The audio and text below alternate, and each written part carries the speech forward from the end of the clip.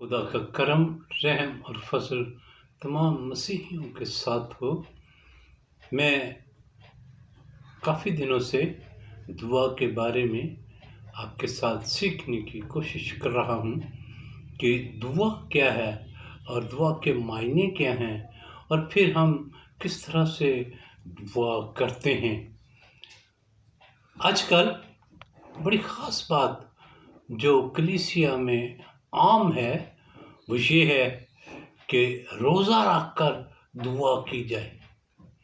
ये प्रैक्टिस कहाँ से इसका इजरा हुआ, कहाँ से ये जारी कर दी गई, लामहला मुझे किताब मुक़द्दस में इस तरह से कुछ नहीं मिला।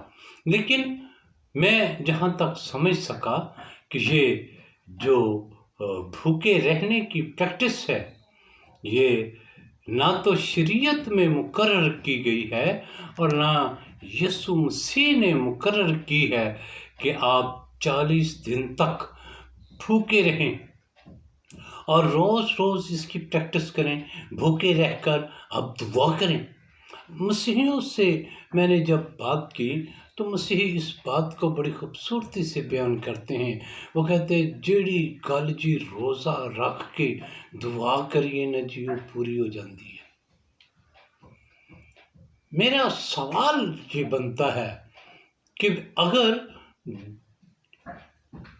भूखा रहकर हम दुआ करते हैं या रोज़ा रख कर हम दुआ करते हैं तो खुदा उस बात को मान लेता है।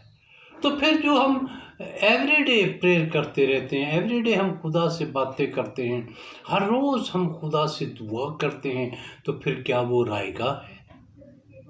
ये कैसे मसलिक है, ये कैसा जुनून है और ये कैसे मसीहियों में एक ऐसी बात है कि रोज़ा रख कर हम दुआ करेंगे तो फिर जो है ये बात पूरी होगी। क्या बनी नौ इंसान ने अपनी निजात के लिए यीशु मसीह के सलीब पर चढ़ जाने का जो प्रोसेस है और यीशु मसीह के इस दुनिया में आने का जो निज़ाम है उसको रोज़ा रख कर खुदा से मनवाया कि आए खुदा इस तरह से हम रोज़ा रख रहे हैं, 40 रोज़े रख रहे हैं या कितने रोज़े रख रहे हैं मुख्तलिफ हम रोज़े औकात में, तो फिर आप हमें एक ऐसा निजात दहिंदा बख्श दीजिए। किताब मुक़द्दस में यह खुदा का बहुत बड़ा फजल है, खुदा की बहुत बड़ी रहमत है कि उसने अपना यीशु मसीह हमें बख्श दिया। और आज मैं इस बात को इस तरह से आपके साथ सीखना चाहता हूँ। 40 रोज़ों को किस तरह से खुदावंद यीशु मसीह की आखिरी अय्याम की ज़िंदगी के साथ जोड़ दिया गया है, ये कैसे और किसने जोड़ दिया है। अगर हम ये कहते हैं कि भूखा रहने की प्रैक्टिस है, ठीक है, कलीसिया में अवेयरनेस ऐसी आनी चाहिए, लेकिन वो जो भूखा रहने की प्रैक्टिस थी, वो जो खुदावंद यीशु मसीह ने जब वो यूहन्ना से बपतिस्मा पाने के लिए पाकीज़गी के उस कॉन्सेप्ट को दुनिया पर जाहिर करने के लिए जब वो यूहन्ना से बपतिस्मा ले रहे थे, तो फिर उसके बाद क्या हुआ आप जानते हैं कि रूह से जंगल में ले गया और 40 दिन तक का फाका यीशु मसीह ने किया। उसने कुछ नहीं खाया, उसने कुछ नहीं पिया।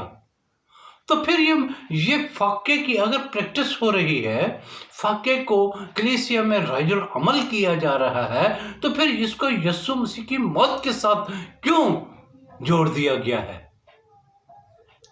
इसको तो फिर चाहिए तो ये था कि वो अय्याम मुकर्रर कर लिए जाते जब खुदा में यीशु मसीह ने यूहन्ना से बपतिस्मा लिया और वो जब जंगल में रूह से ले गया, वो वक्त तयन करना चाहिए, वो तारीखें मुकर्रर करनी चाहिए कि इन दिनों में, इस साल में, साल के इस महीने में, साल के इन दिनों में यीशु मसीह यूहन्ना से बपतिस्मा लेने आया था।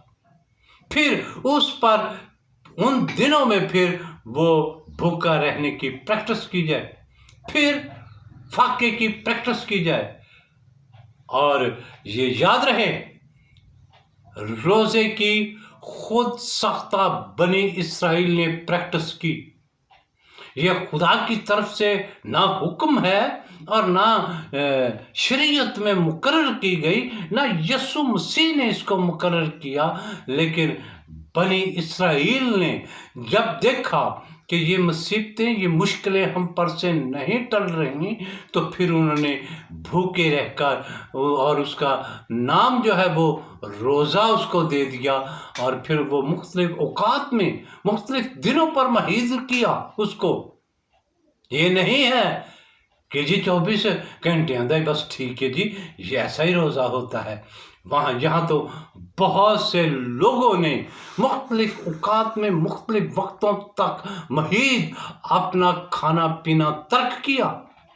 और मैं नाराज़ हूँ उन खादमीन से जो इस बात को पूरे तौर से कलीसिया में बयान करने से कासर हैं।